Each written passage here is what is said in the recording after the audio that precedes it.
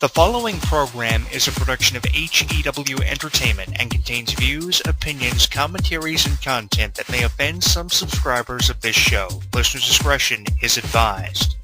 It's that time once again for HEW Entertainment Radio. And that's all I got to say about that. Hosted by Jonathan Clarke. The beat! The man!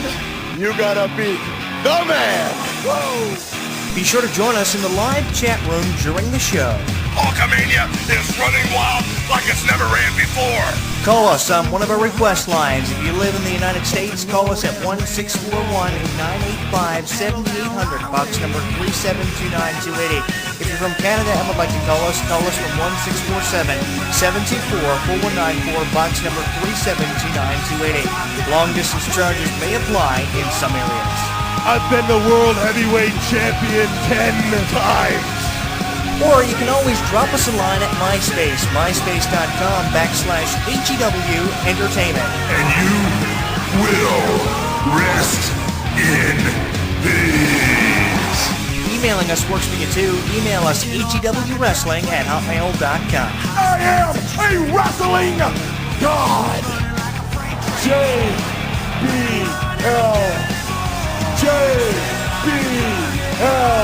And now, without any further ado, here is your host of HEW Entertainment Radio on the official website of HEW Entertainment, Jonathan Clarke.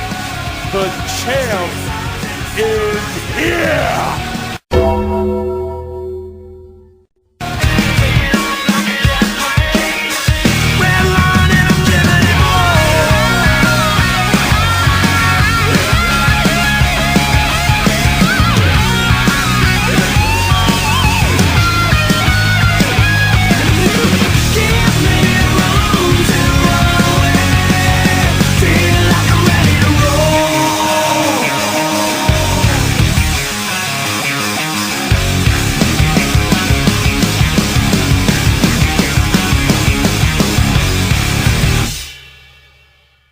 Streaming live on YouTube, Twitter, and Facebook. HEW Entertainment Radio is inviting you to comment on our video blogs, join the conversation, and like us.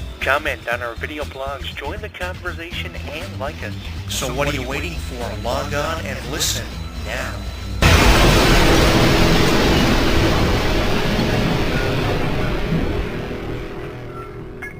Don't miss out on any of the action. Download our app on the App Store, Google Play, and the official website of HEW Entertainment. Once you download and install it, you'll get caught up on news, YouTube videos, and more. Download it now.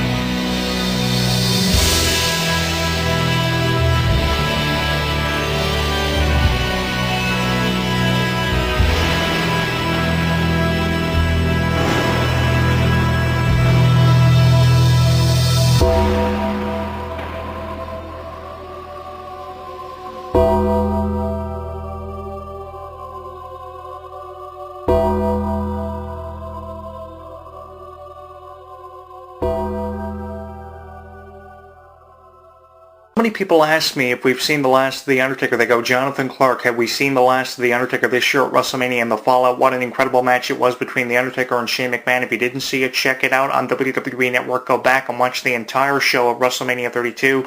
This was a match that should have closed WrestleMania, and I say that because of just how incredible of a performance both The Undertaker and Shane McMahon gave us, and because the performance of The Undertaker and Shane McMahon, especially The Undertaker in this match, giving Shane the tombstone on the steel stairs at the conclusion of the match, I believe we haven't seen the last of The Undertaker because The Undertaker has yet to create with so many incredible names in WWE that he's never had the chance to create with before, like Roman Reigns. How about this scenario for next year's WrestleMania?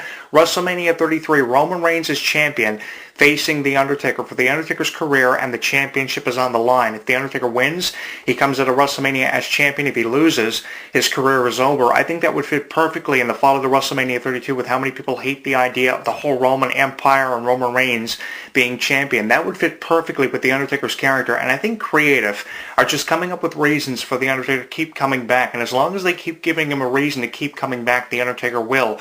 How about this one? The Undertaker versus Randy Orton or John Cena, two of the main stars of the New Talent Initiative and this new generation we've come into, probably a triple threat between the three of them, The Undertaker versus Randy Orton and John Cena, with whoever wins the match retiring The Undertaker with a pinfall or submission victory over The Undertaker. How about The Undertaker facing an NXT star like Brent Kendall off his victory in the Andre the Giant Memorial Battle Royal next year at WrestleMania? Brent Kendall versus The Undertaker, or The Undertaker versus Sami Zayn. God knows I'm a really big fan of Sami Zayn these days after matches with John Cena and AJ Styles. Obviously, he has a very promising future, so put him in the ring against The Undertaker and see what a man of his size can do against a man the size of The Undertaker. That would be amazing. Obviously, it would be a mismatch of size and power between The Undertaker and Sami Zayn, but I mean, The Undertaker and Sami Zayn would be a great match because Sami Zayn has proven that he can hold his own against John Cena and AJ Styles, so why not show us what he can do in the ring against The Undertaker? If you can put The Undertaker and Rey Mysterio in the same ring, you can get away with putting The Undertaker and Sami Zayn in the same ring at the same time and seeing what they can do.